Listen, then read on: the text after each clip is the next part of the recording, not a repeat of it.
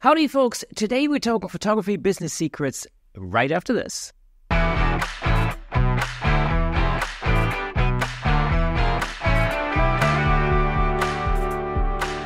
Welcome to Camera Shake, where we bring you the insider scoop on all things photography and videography, giving you a unique opportunity to stay ahead of the curve.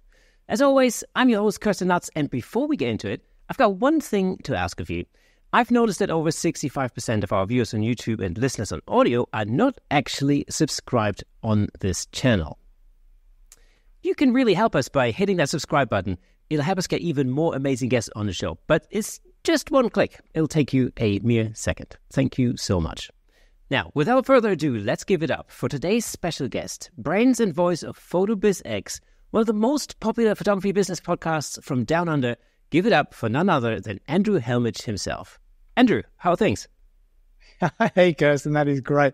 I'm waiting to hear the applause. I just can't hear it. Not yet. I might just play that in the edit. But I'm well, and it's nice to be here. It'll be fun being on the other side of the questions for a change. Yes, exactly. I want to talk to you about your podcast and everything.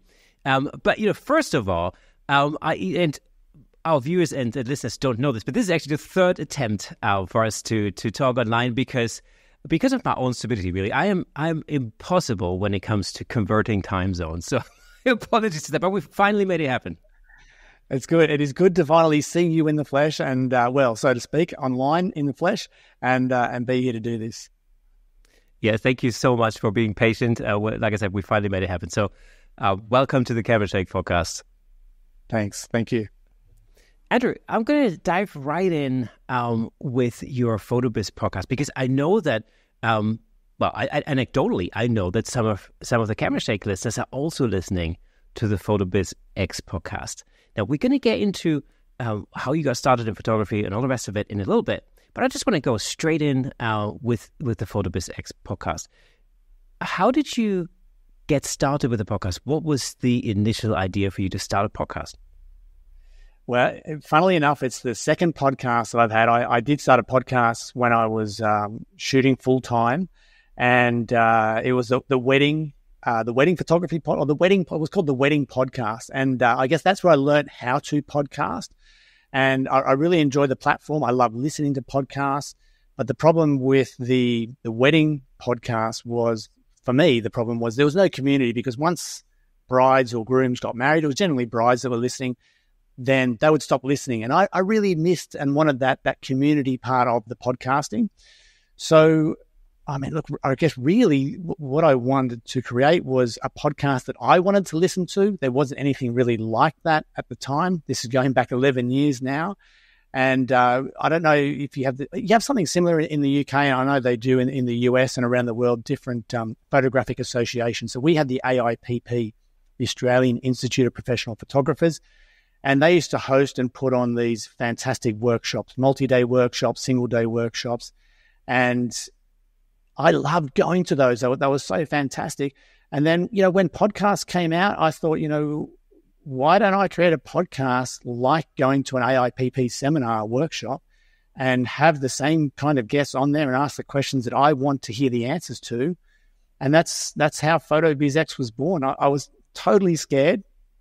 I didn't know if anyone would listen and if anyone would subscribe. And I also didn't know if other photographers would say yes to coming on and sharing their business secrets. So I asked a couple of photography friends first to come on and be interviewed. They were fantastic. They enjoyed it. And then I asked a bigger name photographer in Australia, and Ian Wilkinson, his name was, or is, and he kindly said yes. And then he sort of, after interviewing him, it gave me the courage and I lost that fear of asking the bigger name photographers, and the podcast grew from there. But funnily enough, it does turn out that the listeners tend to prefer, from what I hear, to hear from photographers that aren't so famous, aren't such huge names, because they want to be able to relate to the photographer guest that I'm interviewing and hear from the photographers that are in the trenches doing the work. And not, that don't have 1 million followers on Instagram, that aren't TikTok sensations, that, haven't been around for for 20 years and have a huge following. They want to hear from the photographer like them that is, marketing every day and selling and shooting to normal people like most of us are doing. So yeah, it's a long way to answer your question. That's how it got started, and that was 11 years ago. So were you already an established wedding and portrait photographer at the time? Yeah, so I was shooting full-time for over 20 years, mainly weddings. So what happened was I was shooting weddings. I was also working part-time in the beginning. Then I went full-time into wedding photography. As soon as I went full-time into photography, I started shooting more family portraits and kids and things like, I would shoot anything at the time because we had a mortgage and a family. So I would shoot anything for money. And then as the business grew and developed, it was families, it was weddings, and then it turned into a little bit of commercial work as well, because I'd been shooting for so long. A lot of my wedding and portrait clients were also in business. They needed a photographer. They would think of me when they needed a photographer. So yeah, it was full steam ahead. And that is why, it's a great question, because that's why I had to have a membership part of the podcast when I started it. Because my wife, Linda, who were in business together, she said, if you want to take a day off a week to create a podcast, that's fine, but we can't replace you in the business. So like this thing has to generate an income. It has to be worth paying for. Otherwise, why do it? Unless you want to just do it at nighttime and, do it as a hobby. And I said, no, I want to do this as a real thing. I think there's a market here for this. So, I had a membership portion of the podcast from day one. I got my first paid subscriber that first week, and I thought, oh my God, wow, someone's happy to pay for this content. And I knew then the pressure was on me to produce content that was worth paying for. And that's how it's been ever since. No advertisers. It's 100% funded by the listeners, by the members. Fantastic. Well, it's one of the things I've sort of learned, as I've gone on with the podcast. But this podcast is like a mere 4 years old now. I think it's a product of the pandemic, basically. And I don't know how it was for you, but certainly for me, I had to learn how to podcast. Like, how does a podcast even work? Right from the beginning.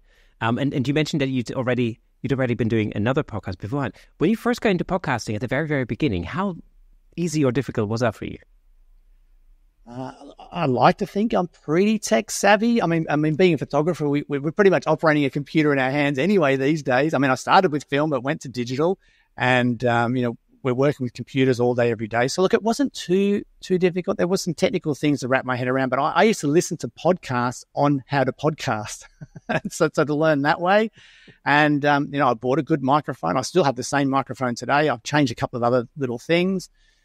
But look, it wasn't too. I think anyone could start a podcast if they want to, and I've helped other photographers do the same thing. So yeah, look, it wasn't as difficult as I thought it would be, and it's probably even easier today. And that's where the beauty of where technology is nowadays, is that something, because I remember in a previous life I used to be a session musician, and so I used to work a lot with radio, local radio, the BBC over here in the UK, and I remember, this goes back like 15 years ago or something, but I remember how difficult it was to just broadcast audio around the country or, around the globe. It required a team of people. There was a producer, there was an engineer, there were the tech guys at the BBC local radio at the time. They had a satellite broadcast van parked out in the parking lot behind the building. And so they would run wires, and there'd be a person sitting in the van basically broadcasting this to a satellite. I mean, it was, It was incredible. And of course, now here we are doing exactly the same thing, I'm doing it out of my living room. So yeah. It's incredible. It is. And like, just before we started recording, you were talking about, this is amazing. Like, we're on literally other sides of the world recording this. And, in everyone's pocket these days, we have this phone, which is, more powerful than the first NASA computers that put a rocket on the moon. Like, it's incredible. It really is. Yeah. When you imagine that the iPhone, I think even the iPhone 4 or something was like more powerful than the mainframe computer in the space shuttle or something like that. It's nuts. That's crazy. It is crazy. I know. Does that mean that my Apple Watch can fly me to the moon? I'd like to think so. Maybe. But so when, what were the main obstacles when you first got into podcasting, seriously? You mentioned with, PhotoBizX, it had to make business sense for you because it took you out of the business for a whole day. What were your initial sort of main obstacles? Look, I think it would be myself just having the guts to ask the questions that I really wanted the answers to. So, and I think that is what separates my podcast from so many other podcasts these days. I mean, one of my first questions is, what is your turnover? When I interview a guest, how much money are you making? And if they give me a number, I want a breakdown of how are you achieving that number. Is that how many portrait sessions a month? How many weddings a year? What does the client spend on average? So they're the questions that I wanted to hear the answers to. But then when I'm interviewing, let's say, for example, someone like Jonas Peterson or, throw out any big name out there, Sue Bryce, whoever, it was scary to ask those questions in the beginning. But then I had to get out of my way and remember that I was trying to produce content that was worth paying for, content that I wanted the answers to because I was fully immersed in my own business at the time as well. And I generally wanted to know. So if I wanted to know, I'm guessing that the listener wanted to know as well. And so I guess that was the biggest hurdle. Technology-wise, I don't think that was a drama. Scheduling was pretty easy. Not for me, as it turns out. Yeah. Well, with the with things like Acuity scheduling now, it makes it so much easier where it does all the time zone conversion. So we ran into some hiccups, but I mean, most of those things are simplified these days. I guess the other sort of side of things that was difficult was making sure that I would could have a premium feed and a free feed. So if I'm producing a free podcast, which I do every single week, that's easy. But to produce a premium podcast, which has a separate feed URL for my premium members that only works while their membership is current, that took a little bit more thinking. And I had the help of a web developer, Alex Vita, who is based in Romania. Absolutely incredible. He helped me get all that side set up. But once that was done, it was off and running. So that was, I sort of handed that off to the expert, him, and then he just told me what to do in the future. And then, it was easy. That's actually a good question. I mean, how do you do that? Do you literally have two separate edits, like a sort of longer edit and a shorter edit, and then you place them basically essentially as two separate podcasts, or how do you do it? Yeah, so what I used to do in the very beginning, I would say I'd be recording an interview with you. We would finish, and I'd welcome you back on. I'd say, Kirsten, we're going to record something extra for the premium members, and then I would go in and ask a separate set of questions that I think the listener would want to know that would want to know the answers to. Things that we might have touched on in the main interview, but we didn't go deep into, that I was saving for the members. That was getting quite convoluted and quite tricky, and it felt a bit strange. So what I do now is I record the full interview, and then I will chop out the best part of the second half and save that for premium members. So the free episode goes out every single week, as does the premium version, and the premium version is just generally 20 minutes longer, and it has that extra content. Fantastic. What made you think of that? You mentioned earlier that it was something that you were thinking of pretty much right from the beginning. Yeah, so I knew that if I wanted to do this, if I wanted to pull myself out of my photography business to have time to do this, it had to pay its own way. There's two. No, everyone said this wouldn't. Anyone I spoke to said this wouldn't work. I needed to have advertisers, and I did not want to have advertisers because I really dislike ads when I listen to podcasts. No offense if you have ads in your podcast. And I tend to skip over them, and I just don't like listening to them. And I don't like the ones that are, that the hosts read as well. I mean, if I've got to do them, I would do them. But I thought, what's another way I could do this? And I thought, how about I create a podcast that is, like I said, worth paying for, that the members, other photographers will be willing to put up some money for, to hear, so that they could benefit and grow their own business. So I said, I'm going to try a membership type podcast, and let's just give it a go. And like I said, I had my first subscriber in the first week, and now there's over 1,000 members, and they're the ones that allow me to do it. And funnily enough, so because I was told so many times that this wouldn't work, I thought, I wonder if it would be much better to have advertisers. So I started another podcast, the Photography Experiment podcast, and it was less business focused, but it still had that little bit of an element to it. And I had paying sponsors that would sponsor those episodes, like editing companies, people that wanted to get in front of other photographers. And I didn't enjoy that podcast and that process as much, having to search for advertisers, having to bill the advertisers, chase them up, be at their whim and talk about them more than I wanted to. So, I just didn't like the feeling of that. So I haven't recorded many of those episodes anymore, and I stick with PhotoBizX.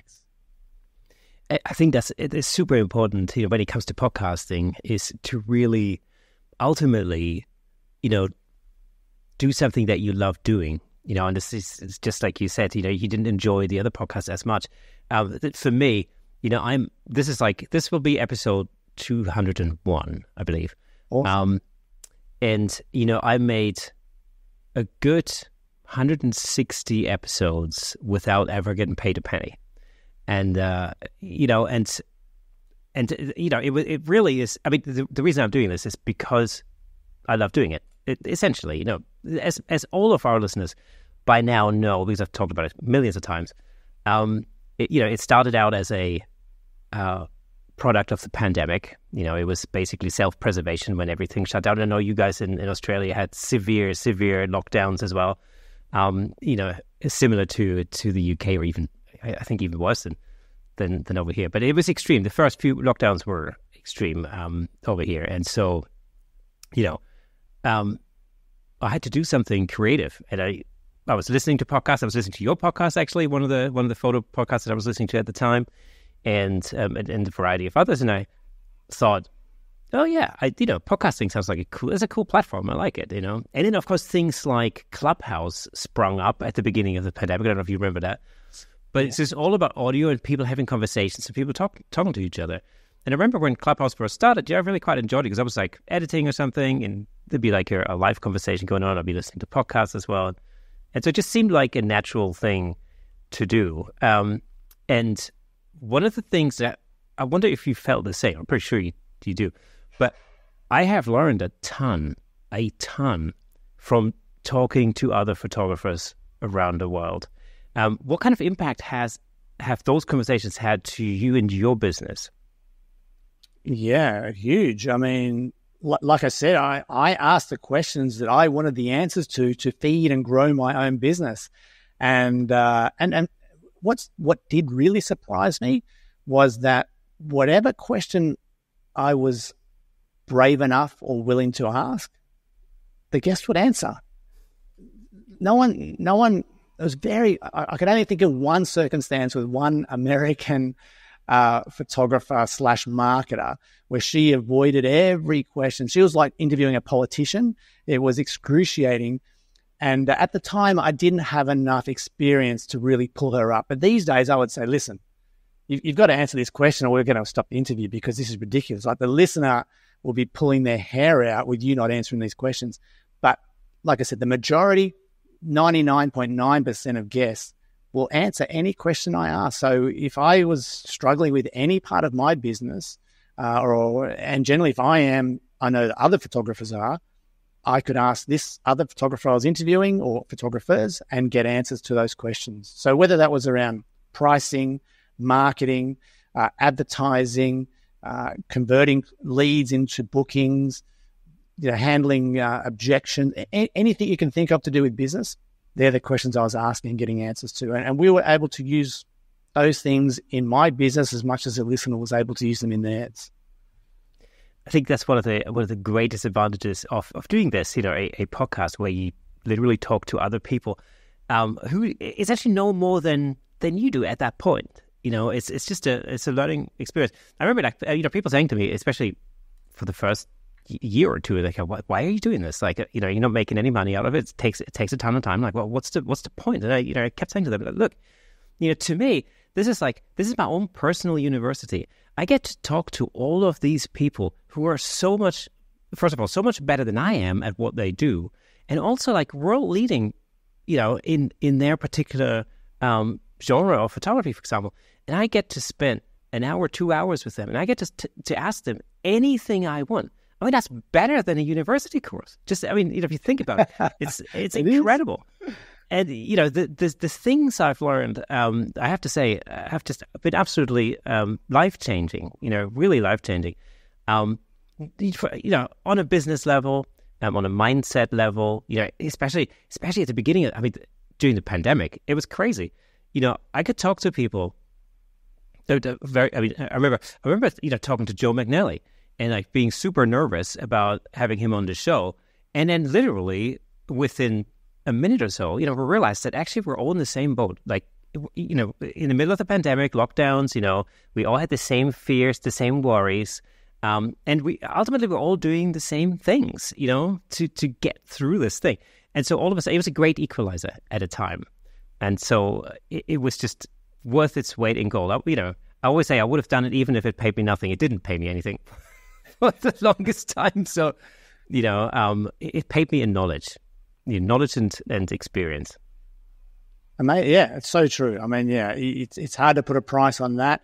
And I think you've probably discovered too that, if you want to know the answer to something, there's a very good chance the listener wants to know the answer to the same thing. And for me, I don't know if it's the same for you, but for me, the highest and best compliment I can ever receive still to this day is, oh my God, you asked the exact question that was in my head as soon as I was thinking it. And you do it every single time with each guest. So if I hear comments like that from listeners, that just makes my day. That means I know that I'm doing the right thing and I'm asking the right questions. And it's of course, it's that, that listener interaction that also gives, especially for me, it gives you the energy and the impetus to carry on creating. Because ultimately, I know you're doing a weekly podcast, same here. We're both in the same boat in that respect, and we have to put that next episode out, week on week on week. Absolutely, yeah. And then, look, it's a big commitment, and I think a weekly show it's a great format, or it's a great length of time to release episodes. But like it takes a lot of work. It takes planning. It takes scheduling, particularly if you want to go away. If I go on holidays, I still want to release an episode every single Monday, no matter what. And so that takes planning and it takes organizing, but that's business, isn't it? If I'm a photographer and I want to go away too, I've got to make sure that there's the funds in there to support that holiday. So I've got to do maybe some more sessions before I go away, or I need to change my pricing so I can afford to go on more holidays without worrying about work. So yeah, we're all in the same boat. Yeah. But the planning thing is really true. As you mentioned, having a few episodes in the bag in case, you need to have that time off, for example. That's something I've learned the hard way, really, is, that I'm working a few weeks in advance so that I have that little bit of leeway. So if something happens, I don't have to panic. And if I'm going to go away, I usually have a number of episodes, ready to go out in advance. So we're recording this episode at the beginning of April. This will come out in about 3 weeks' time, I think. Just that gives our listeners an idea of the kind of time scale as to how it works. Yeah. Look, I do exactly the same thing. And if I am brutally honest here, I did come back away. I came home from a holiday last year. And for some reason, the scheduling, I had maybe a couple of cancellations or something, or reschedules. And I came back, I had zero episodes, and I had to have an episode out in 3 days' time. I'm like, oh my God. So that's when I start calling friends, all right, I need you on the show. Can you do an interview? And quickly scramble and get some more in the bank quickly. Hey, let me just jump in real quick to tell you about the amazing sponsor of this episode, Platypod. Platypod offers innovative camera support systems designed to unleash your creativity. With their stable, versatile, and portable solutions, you can capture stunning shots like never before. And I'm not just saying that. As the host of the Camera Shake podcast, I can personally vouch for Platypod's incredible products. They've become an integral part of the show. In fact, I'm surrounded by various Platypod products holding up lights, cameras, microphones, and so on. It's really helped to transform the way I make the show and the way I shoot at home, in the studio, and on location. But don't just take my word for it. Explore Platypod's website at www.platypod.com to discover their range of products, including the Platypod Extreme, Platypod tripod heads, and the brand new handle, of course. Make sure to follow Platypod on Instagram and Facebook at Platypod Tripods for exclusive updates, tips, and giveaways. By choosing Platypod, you're not only investing in your photography, but you're also supporting the Camera Shake Photography Podcast. Thanks again to Platypod, our amazing sponsor. Platypod, where innovation never sleeps. Because you feel like you have an obligation to your listeners, to your subscribers. They're waiting for something every single week, and you want to deliver. I totally get that. And I'm sure you get the same sort of comments. It's where I get comments sometimes where people say like, I love listening to the Camera Shake podcast on a Thursday morning on the way to work, and that's like my ritual. Yes, exactly that. Yep. Because the last thing you want to do is not show up. 100%. Yeah, exactly that. Yeah, and that's the listeners. I mean, they could set their clocks or their watches by the release of the episodes every single week. So for me here in Australia, it's released on a Monday, but for overseas listeners, it's generally Tuesday morning when they get it. Yeah, that time difference is something that I still haven't got straight in my head. But I have since then looked at online, scheduling systems. Funnily, I mean, you mentioned Acuity. I actually used that on my website, so I kind of thought, that's a no-brainer. I'm already using that. Dang it. Yeah. But there you go. And lots of photographers are using Acuity as well now, because I mean, one of the biggest things with photographers in business, is converting that lead to a booking, and the quicker or the sooner you can get that potential client on the phone and have a conversation with them, the more chance you've got of delivering an amazing experience, getting a great client and making a great sale. And a lot of the photographers that I'm talking to and in my membership, they're using tools like Acuity, so the lead can book their own time slot for the photographer to call them. And so I mean, it's helpful, I think, no matter what industry you're in. So let's talk about the business side a little bit. You mentioned earlier that creating your podcast has answered a lot of questions for you in your business. What would you say were the biggest sort of business-related revelations that you've had through your podcast? I think the biggest one would have been Facebook ads. That's probably one of the biggest ones, that I can go into more detail there. Pricing, selling wall art collections instead of just single pieces, having a better mindset, and certainly not judging. And I don't think I was too guilty of that. I think it sneaks in a little bit where you judge a client or you judge a client and what they might spend before you give them the opportunity to choose what they want. You automatically assume they're going to want something, whether it's big, if they drive a fancy car, or you think it might be something a small order if they drive a shitty old bomb. But, it can be so deceiving because you just can't tell what someone wants. But and we can minimize the effect of that up and down of that sales process by delivering a great service and doing having a good qualification process. Yeah, so I guess to go back to your question, the biggest thing, Facebook ads.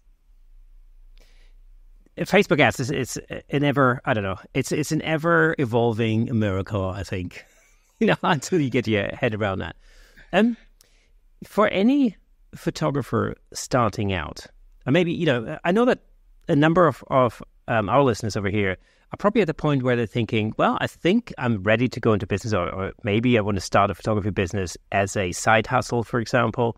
Or maybe we're at the point where, we've been doing it as a side hustle for some time and now we're ready to go full time. What would be your first steps at that point?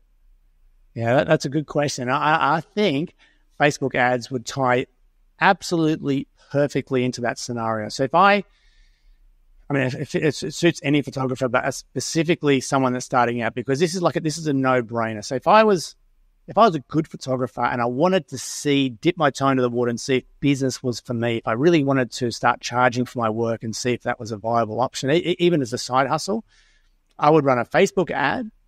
I would offer free sessions, and I can tell you how to write this ad if you want to go into more detail. I'd offer free sessions, and I would include one small print or a digital file if you want to, And then I would generate leads that way.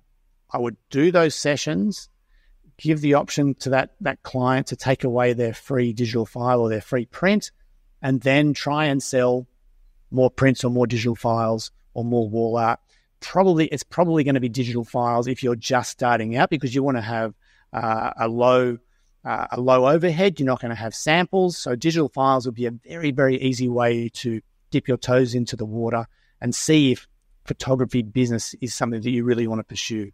So yeah, I'd offer one free digital file, try and sell more after delivering a great experience. And what that does is that puts pressure, proper business pressure on the photographer immediately, because now you have a client. Even though they haven't paid anything, you have to deliver a great set of images for that client, no matter the lighting conditions, no matter the weather conditions. You're probably choosing the location. Like, this is all on you now. And the client might have some direction, and what will happen is you'll probably make the mistake of letting the client choose the location, choose the time. So you learn all these things as you go, but you then have to produce a set of images that are worth paying for that client. And there's no skin off your back. If you don't do it, so what? They get their free image or their free digital file, and you haven't lost any. You've lost a bit of time.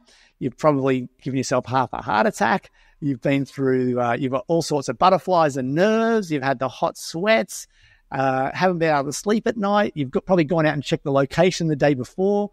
You've checked the lighting conditions, and then you turn up the day of the shoot and everything's different. Like, we've all been through those scenarios. It's absolutely horrible.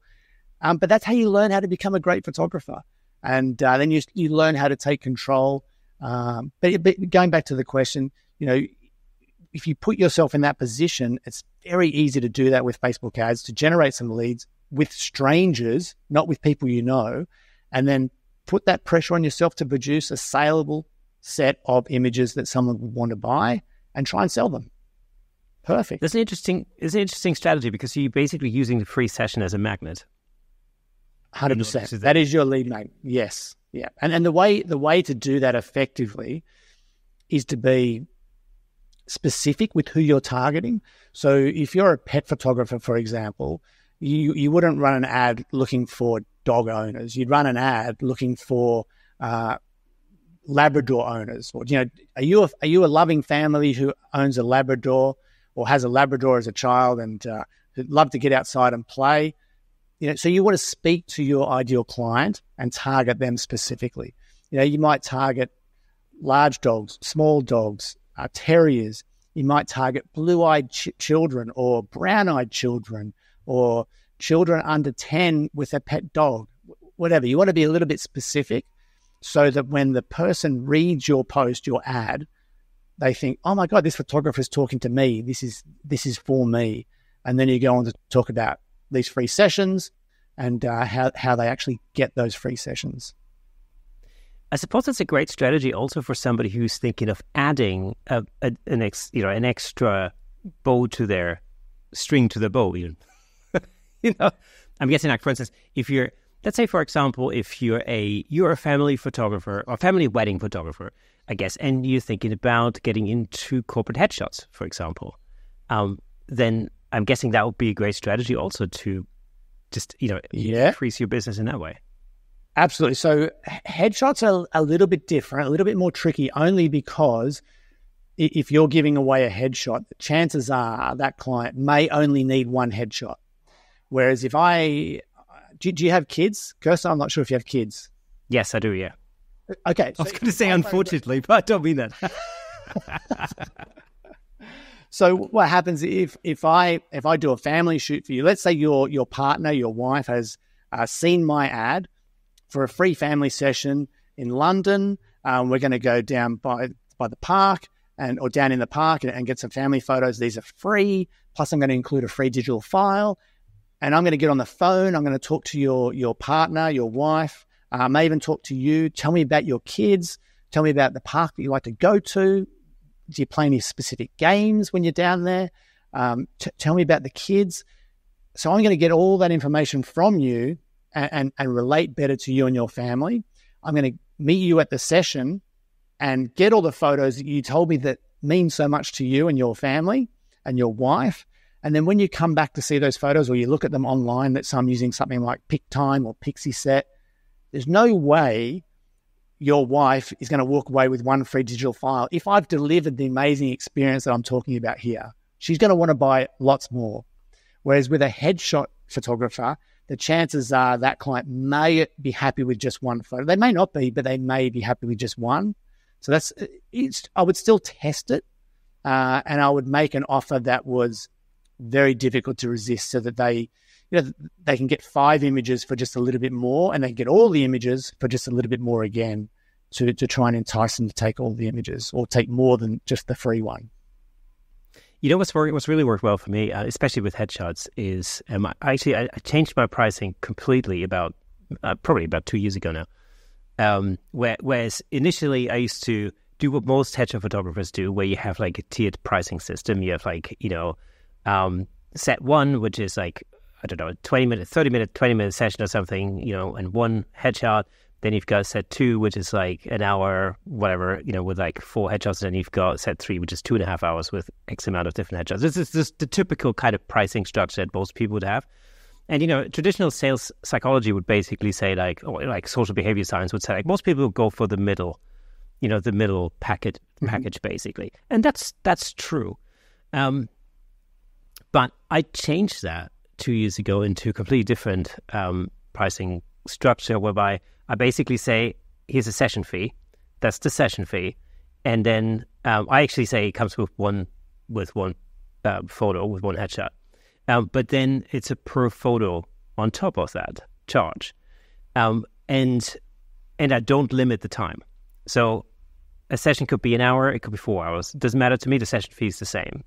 Right. The advantage, initially I remember when, people used to, let's tell friends or something, they used to go, well, what if somebody takes up 5 hours of your time? Then it becomes completely, inefficient. The reality, however, is most people don't have 4 hours for a headshot session. I do, perfectly fine, but most people don't. So usually, really, you're talking about probably 2 hours max, something like that, The reality is, though, the more time they give me, the more looks I can go through, and I can pretty much guarantee you that they'll buy at least one hero shot from each look. And actually, when I broke that down after the first year and I compared the amount of money that I made, or the value, let's say, of each session compared to when I was doing the packages, I actually make a lot more money on each session now than I did before. And that's mainly because of the ability. There's two reasons. One, there's the ability of upselling throughout the session, so that's one thing. But the other thing is that what I found is that by using packages and putting a specific number of final shots or included shots in that package, it psychologically limits people to that number, and they kind of go, 100%. Oh yeah, this comes with 3 shots. I mean, do I really need to pay an extra fee for a fourth? Do I really need that? Oh, probably not. 3 is okay, because they're already so focused, like anchored on that number.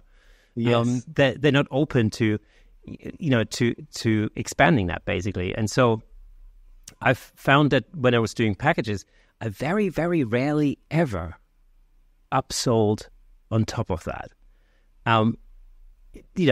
Maybe I wasn't as sales savvy back then, maybe. But what I find now is that it's much easier. It's actually guaranteed, 100% guaranteed that people will, pay for shots on top of that. And of course, also that gets molded around their budget. If their budget only allows them to go this far, fine. And very often, like if somebody's already buying like 5 shots or 6 shots, and they're like umming and ahhing about the 7th one, you know what? I'm the first person to go like, you know what?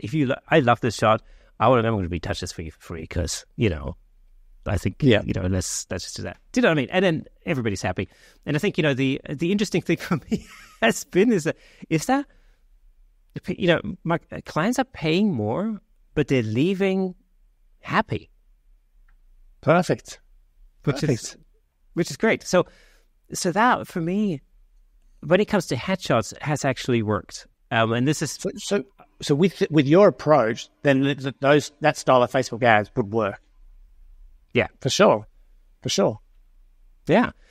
That's actually, it's interesting. I don't think I've ever done, maybe, I tell you what, no, I have done Facebook ads at the very beginning when I first went into business, and they miserably failed. Miserably. So I think it's a really good thing to talk about, Facebook ads. How do you do it? Like, how do you do it right? Well, the easy way is to write the ad, and then you create a post. Do you mean the technical side? How to do it? Yes, both the technical side and also the content side, because I think that's where, I'm not 100% sure why I failed, but I would guess that's probably why I failed. Let me try and break it down for you simply, and for your listener or viewer. You want to, first of all, let's talk about a family, or do you want to do family or pet photographer? Let's start with family photographer. I think that's good. Pet photographer is also good. Okay, let's do that. Okay, let's do family. And you can adapt this to any genre that you photograph. So let's say I want to attract families. Now, it's a lot easier to advertise for children and then try and book the family in, because it's hard to get the dads often to come in for a photo session or commit to a photo session. So you try and talk to the mum in the ad by creating an ad that appeals to her. So you would start with a headline. Let's say, wanted children under 10 who love to get outside and play, are happy to get dirty, and I'll just rework that headline a little bit. So wanted kids under 10 who love to get outside, play, aren't afraid to get dirty, and have some fun. Something like that. And then you would say, I'm offering 5 free sessions to build my online portfolio, or to create some new samples for my studio. So these sessions are free. Yes, free. Plus, I'll include a free digital file or a complimentary digital file, or you could do a print, or you could, if you're a more advanced photographer, I would advise you to give away a credit. So a $200 or £200 credit that you can apply to other products. So that's all included. And then you would say then, to get involved, you could say, let me know the age of your children down below. You could say, let me know your favorite park. Maybe not park. You've got to be a little bit careful that it's not going to come across as creepy and set people off. So you just got to be a little bit careful with the question here. So I'll just rework that to ask the simple question that they would be happy to answer down below. So let me know the age of your kids. Feel free to include a photo. The cuter, the better. Something like that. And then you would finish with, if you know a gorgeous family with the most beautiful kids who love the outdoors, please make sure they see this post. So what you're doing there is you're asking people to share and tag their friends without actually using those words, tag and share, because Facebook will pull you up on that. So, and then if my wife shares this ad with your wife, she's basically telling your wife that we think your family's gorgeous and you have the most beautiful kids. So she looks good for sharing it and tagging your wife. So that's the simple ad. You would try and have a captivating photo to accompany that ad. And before it becomes an ad, you would just make this a Facebook post on your page. So you need to have a business page to create an ad from the post. Now, you could go ahead and create this in Ads Manager, but the simplest way to do this is create a post on your Facebook page. Then you would go into Ads Manager once you're happy with the way the post looks, and you create a campaign that's going to direct people to that post. So if I was you, Kirsten, if you were the photographer we're talking to, you would create a campaign that's optimized for engagement, because we want people to engage with your ad. We want them to add comments or upload a photo of their kids. So there's going to be 2 choices. There's multiple choices, but the 2 main ones are optimized for engagement or optimized for clicks. And that's if we're going to send people to a landing page. So that's the slightly more advanced way to do it. So let's say we optimize for engagement. We create an ad. We're going to target people within 25 miles of your location, for example, in London.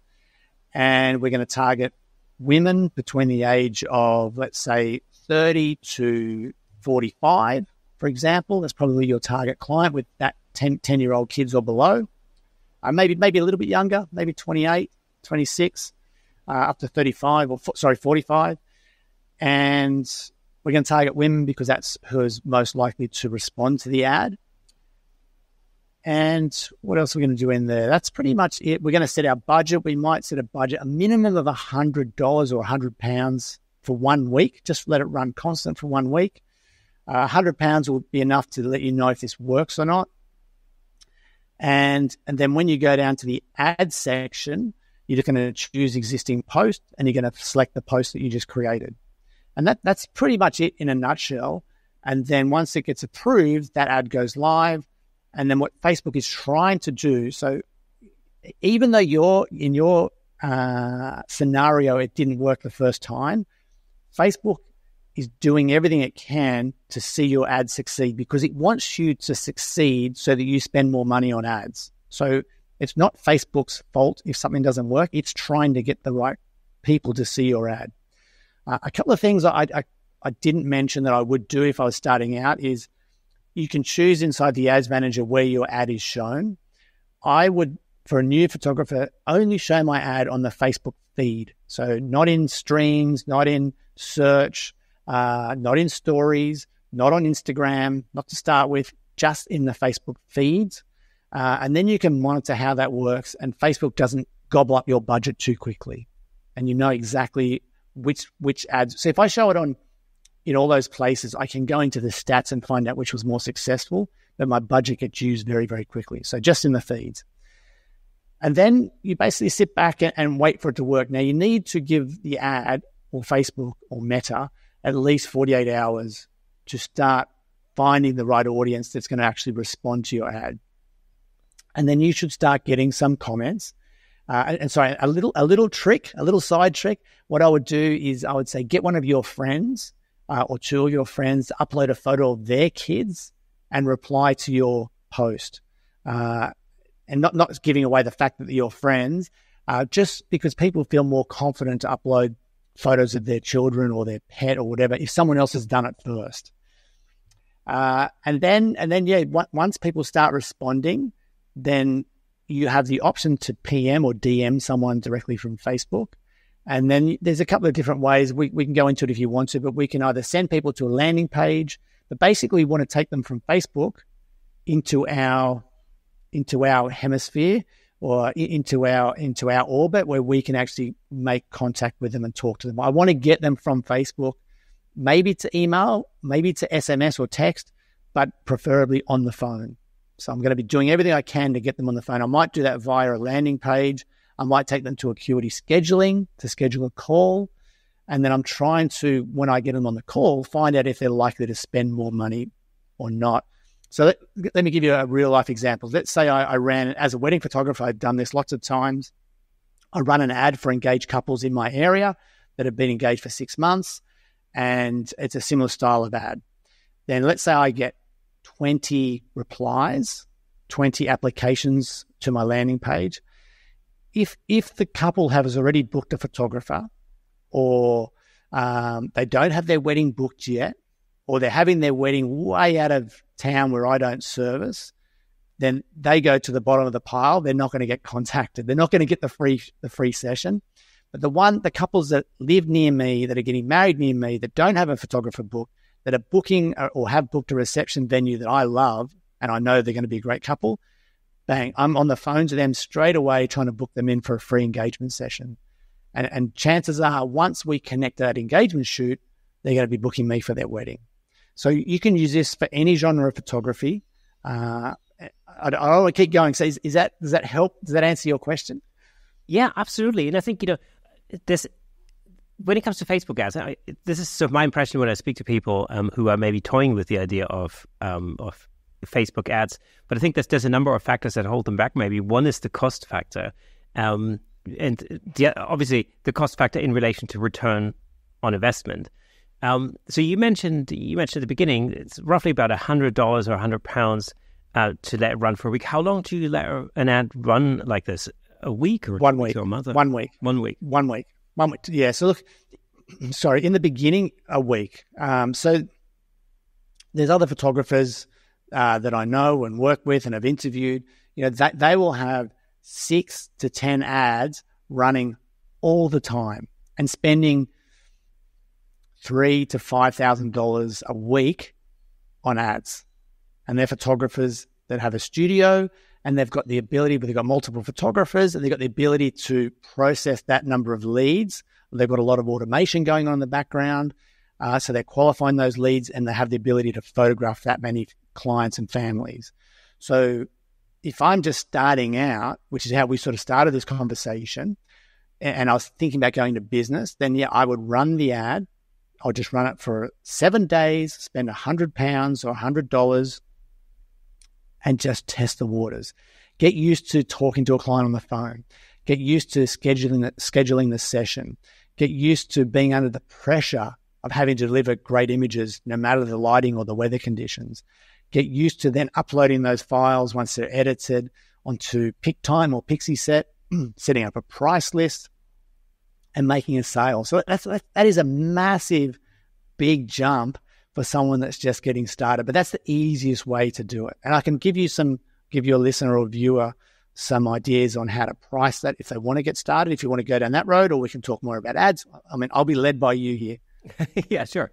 I mean, let's say it sounds like creating a Facebook ad is pretty straightforward. You don't necessarily need to hire a marketing expert for that. No. You've got a little bit of budget on the side that you can spend on putting an ad out. Now you're getting some leads in. And then you mentioned the next step then is to basically take those and move them away from the Facebook platform into your own sort of domain so that you can actually speak to them on your terms almost, and get them on the phone. So you can use something like Calendly or Acuity or something like that to create a scheduling system. Now you've got them on the phone. So now how do you then turn that free session into a return of investment? So that's the next thing. It's basically the sales talk. Right. Okay. So let me go back one tiny step. So we mentioned Acuity and Calendly. So for the listener or viewer that is just starting out, you do not need that. You can just go on Messenger and say, let's book a time. Is it better for me to call you Tuesday or Thursday afternoon or morning? Oh, Thursday afternoon. Great. Here's my number. I'll send you a text before so you know it's me, and then I'll give you a call around 5 o'clock. Something like that. So you don't need to spend money to make money on lots of fancy stuff. You do need to spend money on the ads, but you don't need all the other things to get going. So for the phone call, let's say I'm calling you. I would generally call the mother first because she's the one that responded to the ad. But let's say it's you. If you're happy to roll, do you want to role play this? Yeah, sure, absolutely. Let's do it. So Kirsten, you answer the phone. Hey, it's Andrew here from Impact Images. Just calling about the Facebook post that you responded to about the free family shoot. Can you answer a couple of questions and we get to know each other? And you would say yes. And then I'm going to go in and ask you, just tell me about your children. You posted a photo. What are their names? So my children's names are Cara, Lucy, and Sam. Cara, Lucy, and Sam. Okay, so I'd go in and ask you about their ages. And then did you guys go to a local park? Like, what do you do in your spare time? Do you go play in the backyard? Do you go to a local park? Do you go swimming? Yeah, we go to the park or we go to the beach. That's mainly beach. Okay, fantastic. Okay, so which beach? Is it local? No. It's about an hour away from where we are. All right. So if it's a beach, if I want to shoot at the beach, I'm going to go and explore that more. And I might even have that as one of my questions on my landing page, but I'm going to ask you about this beach. Oh, you know what? I've done some sessions there before with other families. They were absolutely amazing. I'll send you a link to a couple of blog posts so you can see some of those photos. Tell me about the kids, a little bit more about each of the kids. So you said Sam. How old's Sam? He's 21. 21. Awesome. Unreal. And is he still living at home? Yes. Yeah. So I'm going to go and ask you a little bit. So I can see like you're already smiling, like you're happy to talk about your son. You're proud of him. I'm going to find some. Do you guys do anything together? Like just the two of you guys? Oh yeah, we go to museums a lot. That's what we do. We go into town, into London. Yeah, right. Okay. So I'm looking for little things that you guys do together. And I'm going to do the same thing with your wife. And I'm trying to find some things that make I want you to be gushing about your family to me. Okay. Yeah. So if we do this photo session at the beach and we get photos of your whole family, would you like to see photos of everyone looking at the camera smiling, or are you thinking of something more natural, more candid? Oh, I like candid photography. Yeah. Right. So like all walking down the beach together, laughing, talking. So don't have to be looking at the camera. Is that what you're thinking? Exactly. Yeah, that sounds great. So if we got that kind of photo, are you thinking of a little album for the coffee table? Are you thinking of having something on the wall at home? What are you picturing from this session? Oh, an album would be great, and some wall art would be amazing. Well, okay. So have you had family photos before? No, it's the first time. Oh, wow. Okay. So in your house, like, which room would you like to walk into and see this photo of you and your family down the beach having fun as they are right now? Like, where could you see that in the house? I totally see that in the living room or in the hallway for sure. Nice. Okay. Tell me about the living room. Is it like above the sofa, above the TV? Yeah. We have some blank spots on the wall that need filling for sure. Unreal. So it's, okay. So this is a normal conversation, and then once we've sort of gone through a little bit of this, then it's like, look, if you're happy to get something scheduled, I'd love to work with you guys. I know we can get some amazing photos. The kids sound incredible. I love the fact that you've got a 21-year-old son that's going to be there for the family photo. It's so hard getting those older guys in sometimes. So this is going to be great. How's next Saturday for you guys? Sounds perfect. Let's do it. All right, awesome. So we work out a time, and then we're booked in. And I know now, after having a chat to you and potentially your partner, your wife, that I'm going to be looking to get those images that you've just described to me, because you pretty much told me you want a family photo all walking down the beach in your living room above the sofa where you've got some blank wall space. Like, the sale's done. Yeah, what's amazing, actually, I'll tell you what I really liked about this was that you really made me think about, you based our conversation around me and my living room, and so it was, it makes perfect sense, absolutely, because you can see yourself in it. That's exactly, and I think what some photographers tend to do is talk about how good they are, all the shoots they've done, how good they are with different light, how good they are with the weather. I mean, that's a given. Like I don't need to go into all that. I'll show that with my photos once we get there on the day at the beach, if I need to, just by demonstrating my skills and what I'm able to do then. But at this point, this is all about you and your family. I want to get to know you and your family. And you've already pictured that photo on your wall, potentially the size. We didn't go in any sizing. We didn't talk about individual photos of the kids, their personalities. So, I mean, you talked about Sam, you and him love to go to the museums. So is he more of an introvert or an extrovert? He's quite an introvert. I mean, he studies paleontology, so it's all about dinosaurs. Okay, so if he's down the beach, is he looking for shells and things like that, or is he just he'll absolutely, he'll look at shells, he'll look at the geology, and it's a never-ending fountain of knowledge about any piece of rock you'll find anywhere. Okay, so this beach that we're going to go to, is there rocks there as well? Yeah, that would be. Yeah, of course. Yeah. We have a lot of. Yeah, it's over here in the UK, especially where we live in the south of England. We have a lot of those kind of beaches. Cliffs, rock formations, that sort of thing, and an abundance of all sorts of fossils and all that kind of stuff. So unreal. So I mean, to me, I'm picturing. I don't know about you, but I'm seeing photos of Sam under the cliffs, on the rocks, in his element. And I'm planting those seeds, or you're planting them for me to give back to you. And so there we go. So now I've got an individual photo of Sam. I've got the whole family shot. I'm going to talk to you a little bit about the girls. You're going to be as excited about this session as I am before we even get there. Yeah. And again, it makes perfect sense because I agree with you. The thing is, what I hear a lot with photographers, especially sort of in the beginning, is that, as you said, they talk about themselves and about their skills. And I often think that, on a professional level, if I hired a plumber, let's say, to fix my bathroom or my kitchen sink, right? like the fact that they're using certain tools is A, irrelevant to me, and B, it's sort of, well, it's kind of baseline expectation, like, if you're a plumber and I'm hiring you to fix my kitchen sink, then A, I don't really care what tools you use. I just need the job to be done. And also, again, it's my base level of expectation is that you're a professional who knows what you're doing. Yeah, imagine the plumber says, oh, you called the right guy. I've got the new Mark III wrench. It's going to be awesome. Yeah, exactly. Like, mate, I don't care. Just fix the leak. Yeah, exactly. That's exactly it. But if that same plumber gets on the phone and says, just tell me about the leak, where does it look like it's coming from? What colors? Is it a brown stain coming from the, in the water? Like, tell me about this. How long has it been there for? But this guy's engaged and interested. Man, he's got the job. Yeah.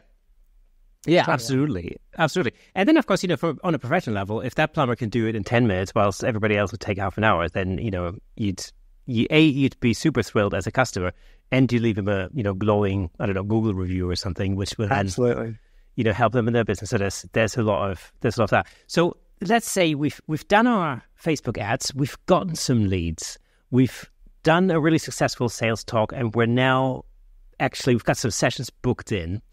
So now we've got them coming in for the free session. We're now trying to monetize on that session by upselling, additional products, because that's our hope. We've, offered them a free session. And although you could argue, okay, well, we're getting some portfolio images in for that, which will help us later down the road. But actually, we need to kind of get a little bit of return on investment in that. What is your sort of main upsell strategy during and after the session? So if we're staying with families, then it really depends on the stage the photographer's at. So let's say we're talking to the newer photographer that's breaking into business. Then you're going to talk about what's going to happen with the images afterwards. So let's say what I'll do is I'll upload an edited gallery to PicTime or Pixieset. I keep mentioning those two because they're the two most popular ones, but there's other options there as well. And what I'll do is I'll send you a text message, let you know when the gallery is available, and you'll be able to go in and pick your free digital file, and then you're going to have the option to purchase more or all the files. And I can promise you, when you see them, you are going to fall in love with them. So get ready to get your credit card out because you're going to love them. It's like, you can make a joke about it. It's totally fine. If I'm talking to your wife, I'd say, maybe go and look at the gallery without cursing the first time so that you can see the prices, because you're going to want to buy the whole lot. Whatever. It depends on the relationship and how it's all going. So you can make a joke about it, but yeah, I'm going to let them know how it's going to work. For the beginner photographer or for the newer photographer, what I would suggest is when you upload all your photos to one of these online galleries, they're already edited. I wouldn't have too many photos. Like, don't make it too hard on yourself or on the client. So 20 to 30 photos is plenty. Even if you shot 1,000, like, you can try and get it down to 20 or 30. So it's not too overwhelming for you or the client to do the edits and for them to choose. Then I would price very strategically. So they get their free image. And then I would say something like a single image, an extra single digital file is $200, for example. 5 images is $600. And all the images are $1,000. So to me, we've taken them straight past the middle package and made the top package a no-brainer. So it's $200 for one, $1,000 for all of them. Like, to me, like, if I've had the conversations that we've had, delivered the experience and have some great photos, there's no way your wife is walking away with one photo. And you're going to, even when she's talking to you and you see the prices, like, it just makes sense to get all of them. So you've got a price for 1, for 5, for all. And if you really want to be a little bit more creative, you can say, for the next 48 hours, once the gallery's live, I'm going to give you a 15 or 20% discount. And usually people will buy when you send the reminder text message at 40 hours with 8 hours to go, to saying, hey, the link expires in 8 hours. This is your last chance to get that 20% off. That's usually when most people will buy. That's the easiest way to make money as a photographer when you're starting out. And it's not, again, from a psychology point of view, it's quite interesting. Like your pricing structure is interesting because the quantity, so you go 1.5 and all, the middle package is closer to the lowest package. But in terms of pricing, the amount is actually closer priced to the top. Yeah, so you basically making it appear a much better value to go for all, because $600 now for 5 doesn't sound like that great a value compared to $1,000 for all of it for 20 or 30 shots. No. Yeah, but it's still way better than 1 for 200. Yes, absolutely. Yeah, exactly. So it's an easy leap all the way along. And I guess, I mean, you mentioned earlier, just the similar thing would also work for, let's say, a pet photographer. If you wanted to, like, if you have a dog, I have a dog, I have a crazy dog. He's crazy. he's a criminal dog now. He has a prior. Yeah, he should. Yeah, he unfortunately, he nips people, I should say. Oh, okay. He's quite nervous. He's a quite nervous dog, and unfortunately, somebody walked around the corner the other day, and he managed to nip him in the back of the leg. So nothing. I mean, it wasn't dramatic. It wasn't like a massive dog bite or anything, but enough to scare people. That's right. That's enough. And so he's a really cute Cocker Spaniel. You would never, when you look at him, you think like, oh, he's super cute. He's not. He's, So if I ran a Facebook ad that said wanted crazy spaniels, would you notice that ad? Oh, 100%. That's us. Yeah. See? Yeah, exactly. And obviously I want to be skillful enough as a dog photographer to be able to cope with those kind of dogs. But yeah, that's a perfect example. I want to speak to the dog owner and appeal directly to them. Because I think one thing I've noticed over the last, I don't know what it is, over the last like 6 months or something, I've had lots of people mention to me that, they might be looking at like a sideline and like shooting pets. I don't know if is it the time of the year or what's going on? Is it maybe all the lockdown puppies are now coming to a certain age or something? But it seems to be going around. Maybe. No, but look, it's a great genre. It's popular. It's very profitable. There's lots of opportunity there. People spend money on their pets. They love their pets. They're like kids these days. So, yeah, why not? Yeah, people spend crazy money on their pets. I'll tell you what's really interesting about pet photography in particular. So if you're listening and you're thinking, or maybe you haven't thought about shooting pets before, it might actually be a good idea. I'll tell you why. So my youngest daughter, she's 12 now, but this must have been before the pandemic. So she must have been about 7 or 8. She does like photography, and got her own little camera, and then she used like one of my Fuji X100 models, to just take snapshots. But we have some lakes here. We go to the lakes quite a lot. And so sometimes we take our cameras and, we photograph things. And we were having this conversation, I remember. She was must have been maybe 7. We were having this conversation. And I said to her, she goes like, oh, I really like taking photos. I'm like, oh, okay, cool. So what do you like taking photos of? Do you like photographing people or landscapes or trees, or birds? Like, what's your thing? And she goes, well, I don't like shooting people. I'm like, okay, no competition for me then. That's great. And then she said, I really like photographing dogs. I'm like, okay, that sounds good. There's lots of dog walkers around here. And she goes like, oh, maybe I can just photograph some dogs, that walk around the lake. And I said, okay, but, you can't just go up to somebody and start photographing a dog. You have to ask them for permission first. Okay. And of course, as a parent, I fully expected that would be my job, right? Going up to people, going like, excuse me, do you mind if my daughter took a picture of your dog? Blah. Far from it. She was 7 at the time. She would walk up to people, this cute little blonde, long-haired girl with a camera, walking up to people going, excuse me, do you mind if I take a picture of your dog? And of course, every single person would say yes, absolutely, right. Absolutely. And of course, then they would try to post the dog and the dog wouldn't play ball and all that. But it was just interesting. It's really interesting to see how pet owners would immediately be like, oh yeah, oh, absolutely, yes. So there clearly is that sense of pride, obviously, in their pet that translates perfectly into a business opportunity. For sure, 100%. Yeah, dogs, horses, they're probably the two main type of pets or animals that I hear about, people photographing successfully.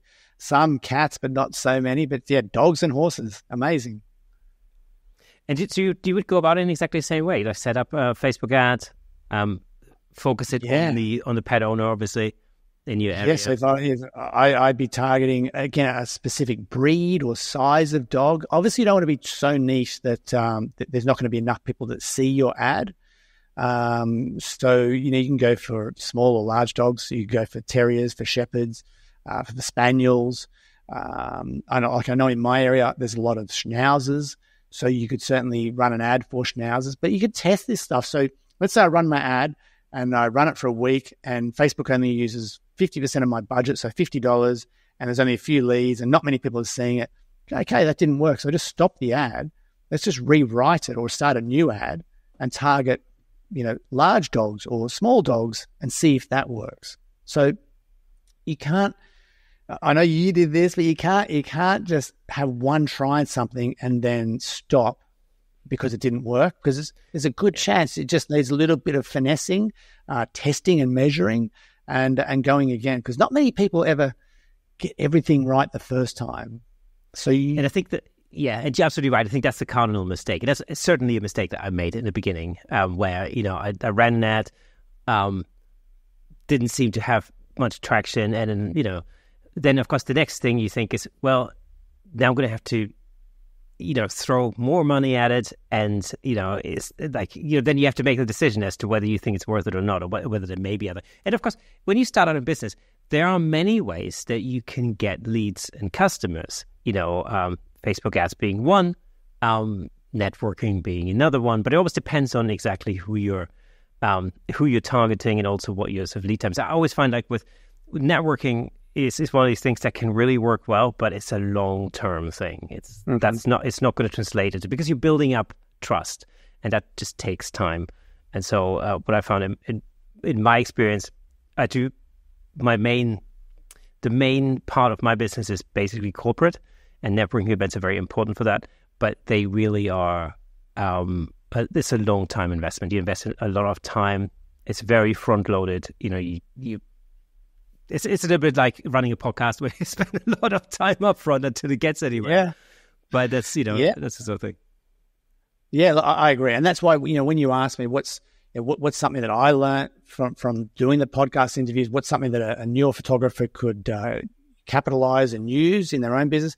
So Facebook ads, so I didn't know how to run that ad. I would never have thought of running an ad and structuring that ad that way until I interviewed a photography business coach who shared that idea. So I recorded the interview, and then me and a ton of listeners all did the same thing. We all got into the Facebook group, shared our results, and that's been going, I think now for probably 6 or 7 years. That style of ad still continues to work incredibly well today. The pricing structure, I didn't think of that. That was from an interview guest, Nick Peel. He had a full-time job, and he was doing photography on the side, loved photographing kids and families, but didn't have time to do in-person sales.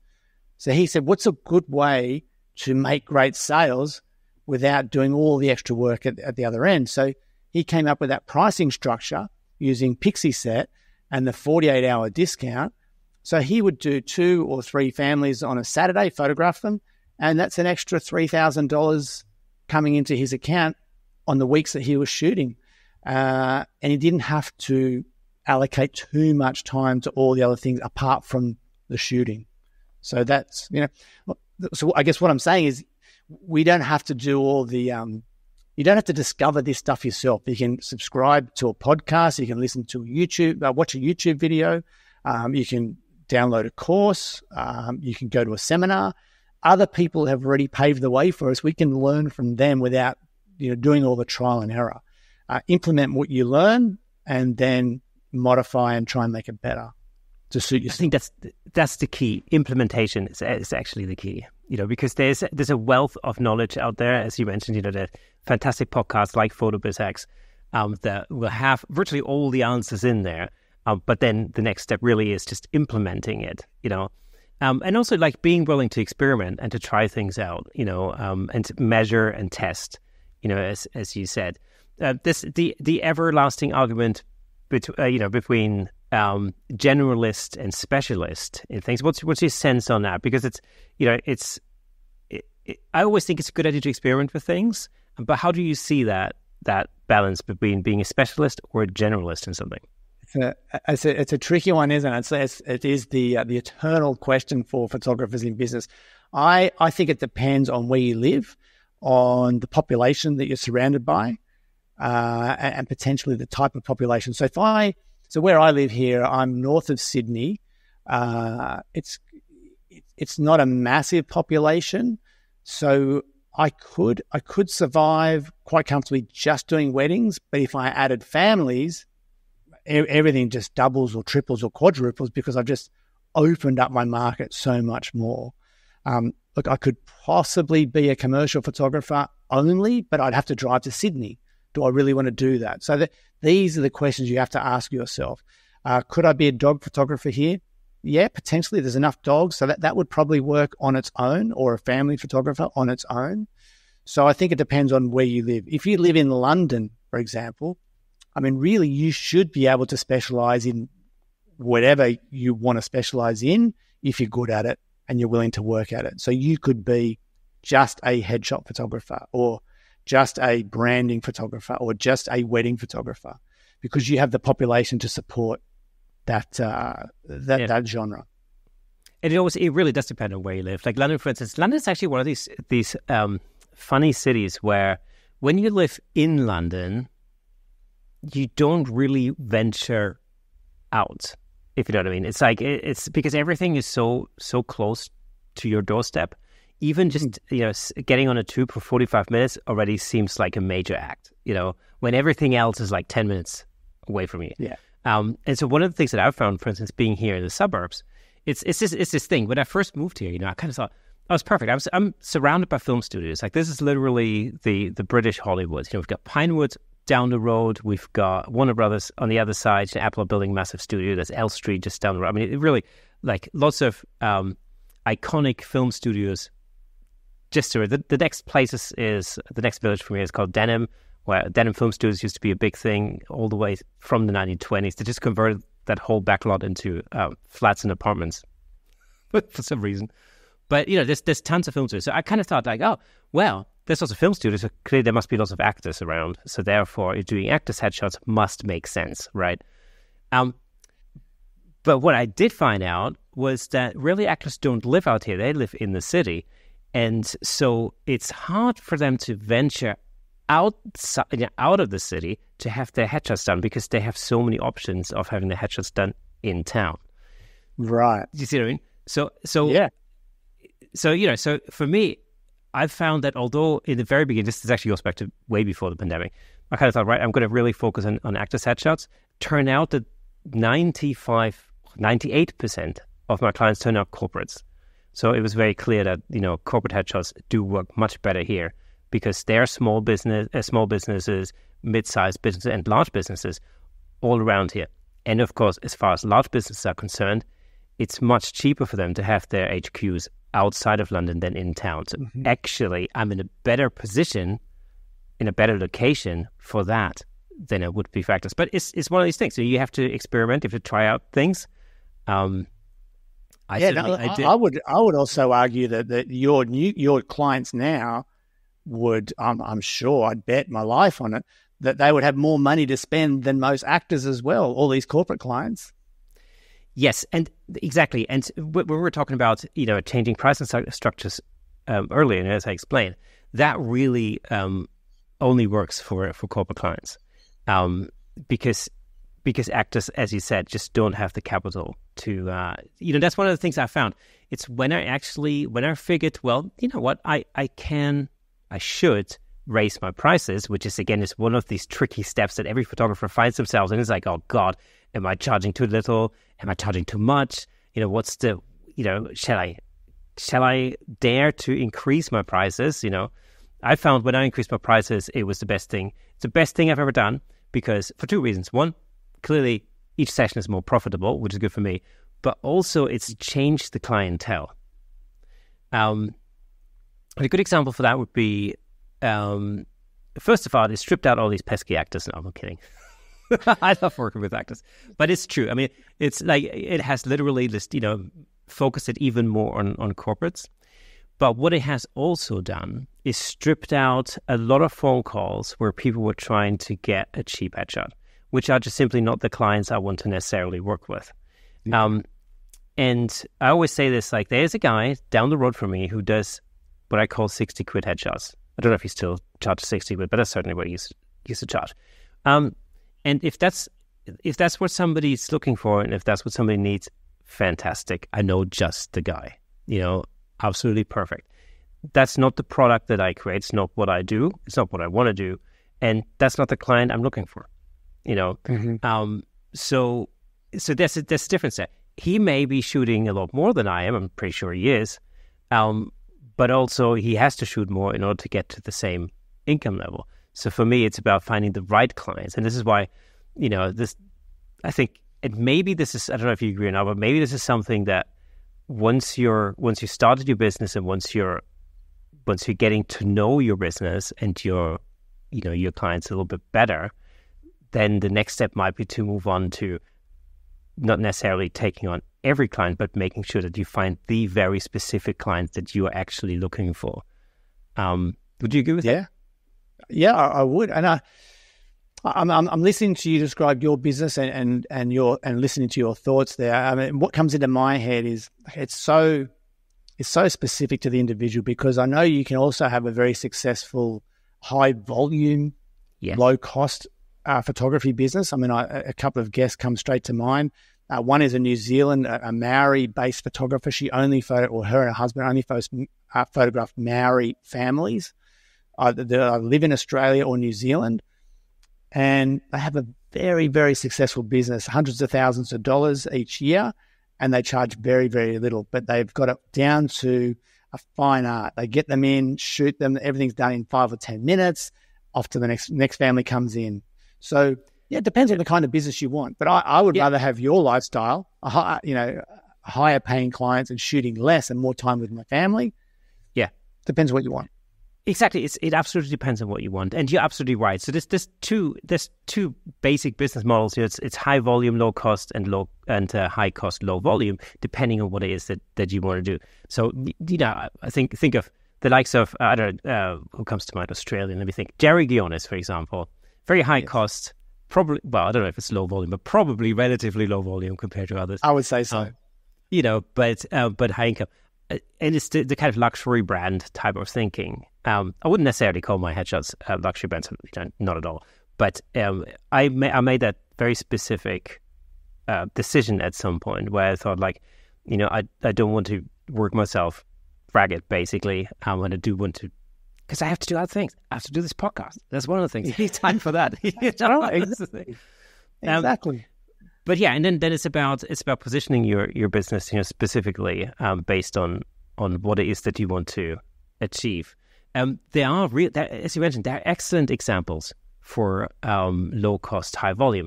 Like, a good example is if you go around a shopping mall or a post office or like a supermarket over here in the UK, at least might be the same with it. You'll find a passport photo machine in like a photo booth in each one of those establishments. Absolutely, where you can get passport photos made for next to nothing, right? Super low cost, mega high volume, and the guy who runs that company, who owns these machines, is probably living in the biggest villa by the beach. That's it's great. True.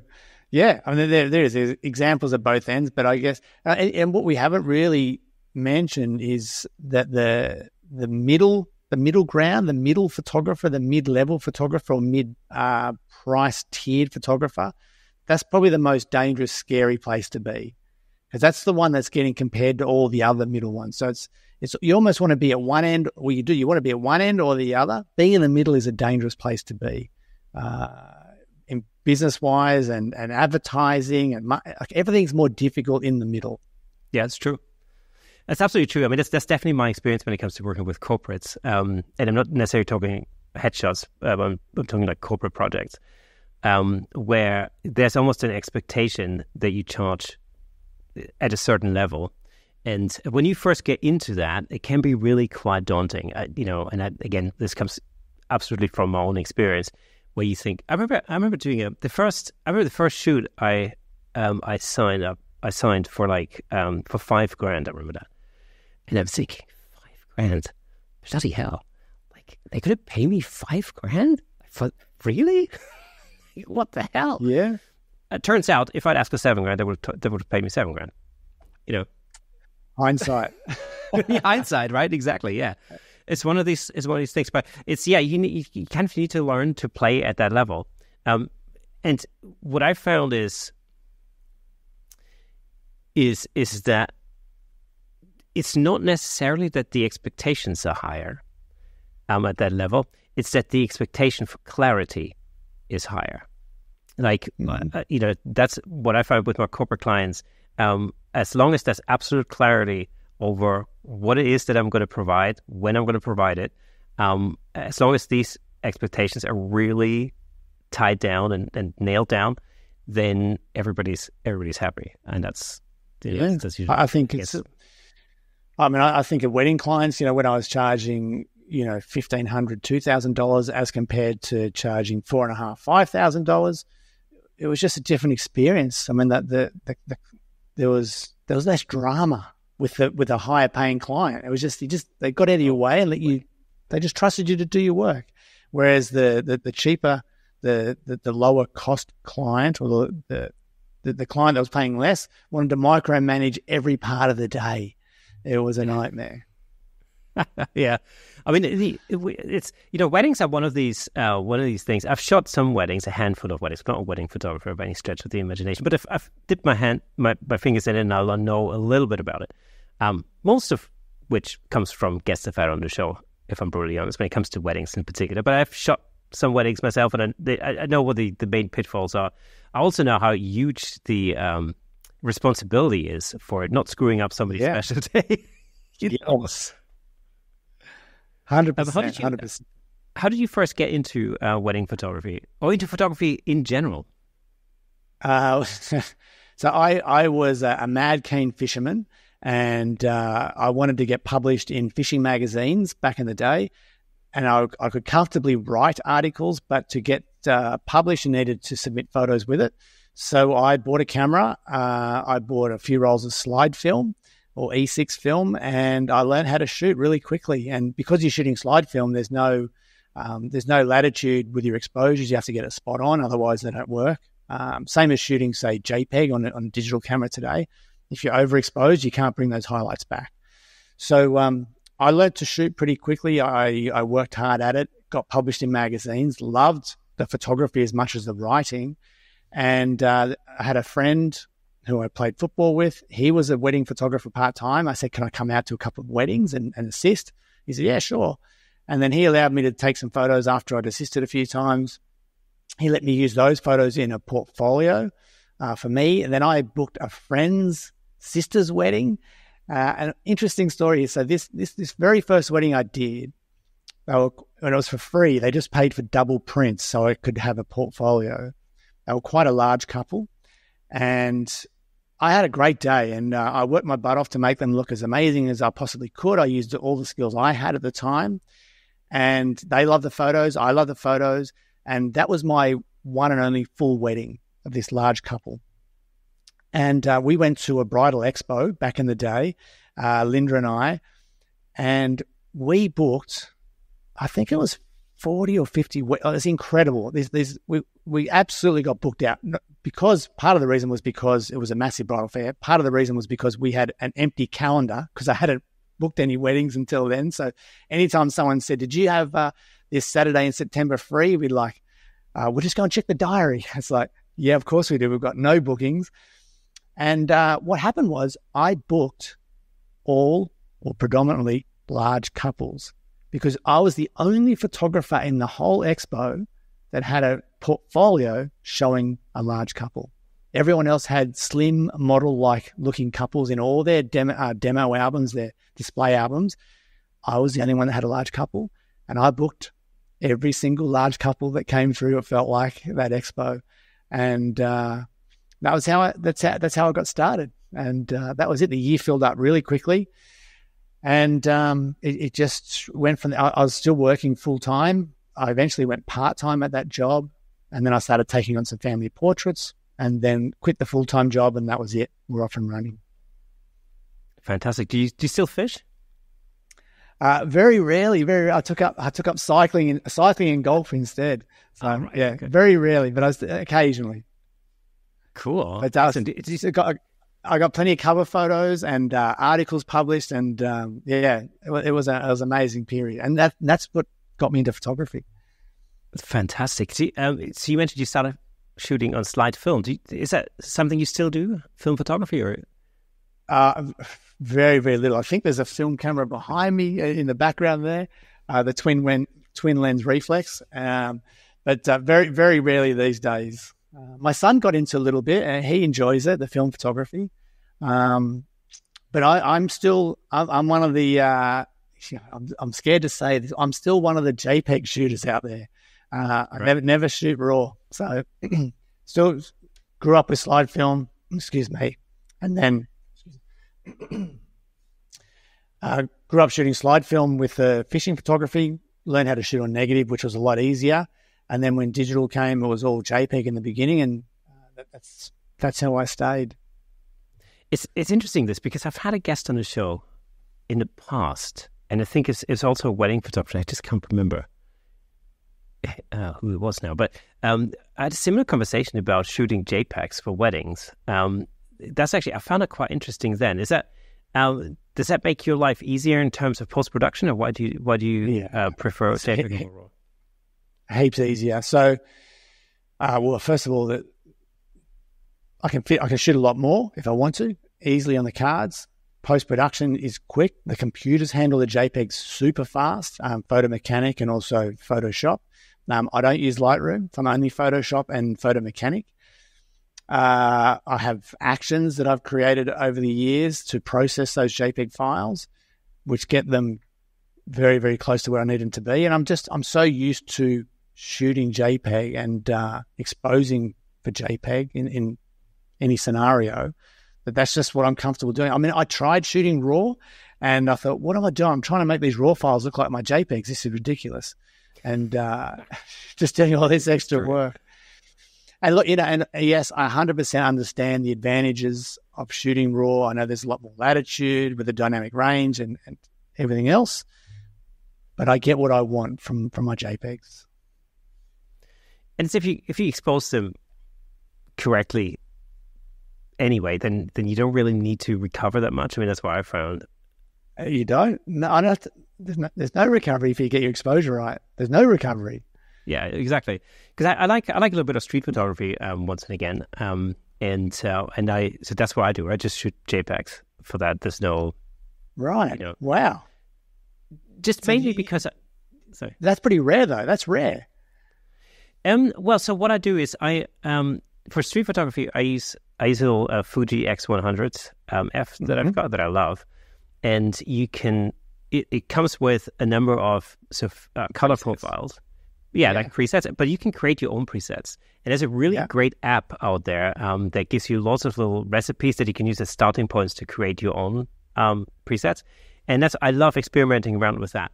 And then the thing is, like, my thinking is, well, once I've developed that little preset, that little color profile, and it might be like a film simulation or whatever, and I then go out and I photograph it, I thought, then what's the point in changing it afterwards? Because that's the whole point was, and like, no matter whether it might be a black and white profile, it might be like, if I might think like, okay, well, today I'm going to go into London and I'm just going to do like a really high contrast, black and white type of thing. That's what I want to do. Well, I'm not really going to come back and then convert them into color. Well, if I were to shoot RAW, then I would then have to, again, go and convert them back into black and white after. But it doesn't make any sense. Plus, I like street photography as a fun pastime. I'm not aiming at selling prints. I've got some prints printed around me, that I love. But I'm not like, there's no other thought behind it. I'm just purely doing it to have some fun with photography. When your day job is photography, when you're shooting events and you're shooting headshots and this and the other, then I find that I need to have a little creative outlet where I just make things for fun, and actually, and I think it's so important, to just to keep your creative juices flowing and to actually to carry on having fun with photography, because that's ultimately why I got into it in the first place. And I take my daughter with me sometimes. We've been on little photo walks before.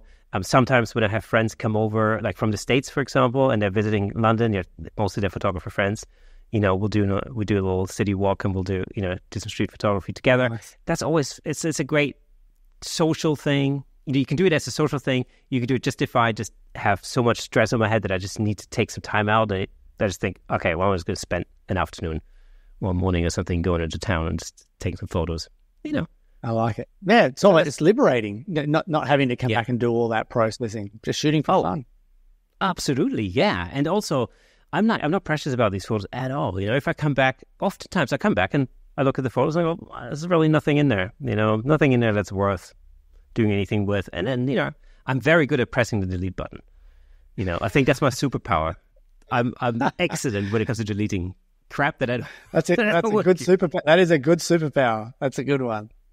Yeah, that's always. I've always been very good with that. Like, I have no scruples when it comes to that. Like, I'm not keeping all of my raw files for all eternity. Screw that. Yeah. Well, my wife Linda, she was the culling expert when it comes to weddings. So any wedding would go to her, and she was ruthless. There's two that look similar. Bang, one's gone. It was like not even a thought. I'm like, I really like that one. She's like, no, it's gone. You're not the client. Yeah, well, exactly. And, I do this. This is actually one of the things that I do in my headshot sessions, and it's a really super important part of it. So rather than, shooting and then putting an online gallery together and then letting the client choose their favorite shot, what I do is the image selection process is part of the session. That happens at the end of the session. It's super important because that's really when the sales opportunity is, and it's because it's like a guided process. I literally get them to basically bring it down to the hero shot for each look, and I can guarantee you that they will at least buy one shot for each look. So if I have the time, or if the client has the time, and they I can shoot 5 different looks in an hour or something, then I guarantee you they'll buy at least one of each of those. So I'm already guaranteed to upsell 4 photos. Whilst, if you put a gallery out, there's always a chance that they're just going to go, oh, well, we're just going to go for this one. There's no guidance to that process. So you're leaving it up to the universe. And I'm not very good at leaving things up to the universe. So that's one thing. But the other thing also is it then, it means that the process is ongoing. And I don't really like that. I like to have clarity at the end of the session. How many photos are they buying? How many photos am I going to retouch? I'm going to retouch them the same afternoon or the day after. Then they're out the door. I need to have the product out the door ASAP. I can't have things hanging around waiting for because you know what it's like. You send somebody a link to an online gallery. Oh God, it takes like a week for them to get back because they have to get the husband and whoever else has to be in the room, and then there's never a good opportunity, and it takes absolutely days until you hear back from them. I'm like, there was a point where I thought, like, I'm not doing that. I'm over that. That's where the listener or the viewer has to test out the 1, 5, and all strategy and the 48-hour 20% discount, and I guarantee that works well. Maybe not for headshots, but certainly for pets and families and stuff. 100% the engagement shoots. 100%. And the thing is, like, it's not that I'm not using online galleries. So I am using online galleries, just for clarification. But your way's better. If you can do it your way, that's the best way for sure. If you can do in-person sales and have the client, that is the best way for sure. Yes, I mean, I am using online galleries, but not usually for headshots. More like for events and things like that. I do a thing. I do what's called mini headshot sessions. I do that once a year, sometimes twice a year. It's a very limited thing where I'm just cramming a lot of mini sessions into usually 2 days. And what that does for me, it brings me immediate income, a very quick kind of turnover. It also allows me to access those clients who wouldn't necessarily, for budgetary reasons or whatever, buy my standard offering, as it were. And so therefore it creates long-term leads, because more often than not, those clients will be repeat customers. They will come back for other things later on. So it allows me to create leads. And so it says I'm getting paid for generating leads. But it's a very rare thing. I do, like I said, once a year. It's an occasion thing. It's not something that people can bank on that's going to happen all the time. Right. And, and for that, because of the time constraints, because it's literally 20-minute blocks, I will then sometimes use online galleries for that if there's no time for the selection process. Makes sense. Because you're so constrained. So I still use online galleries, Pixieset in particular, but not for every session, because if I can get the whole thing done and dusted and send it off, And again, it's all about managing expectations. We've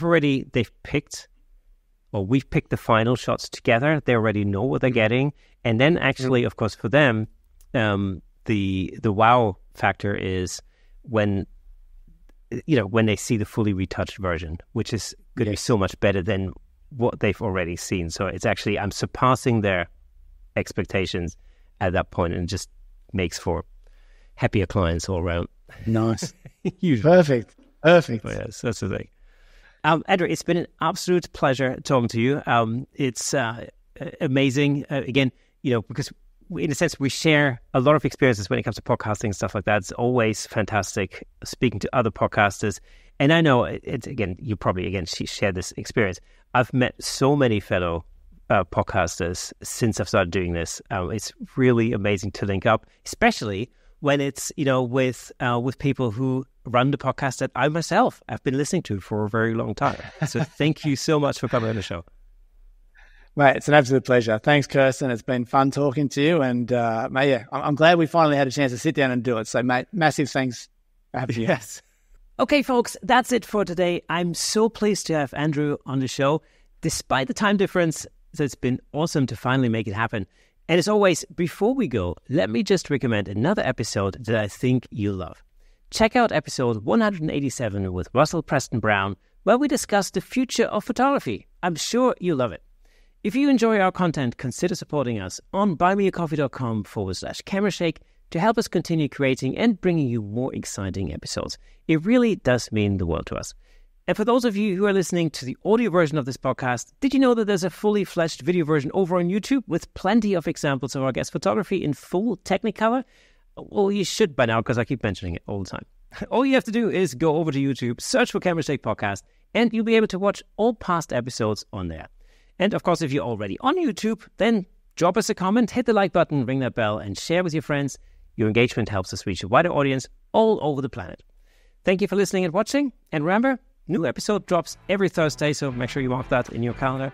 Until next time, keep shaking things up in the world of photography. See you next Thursday.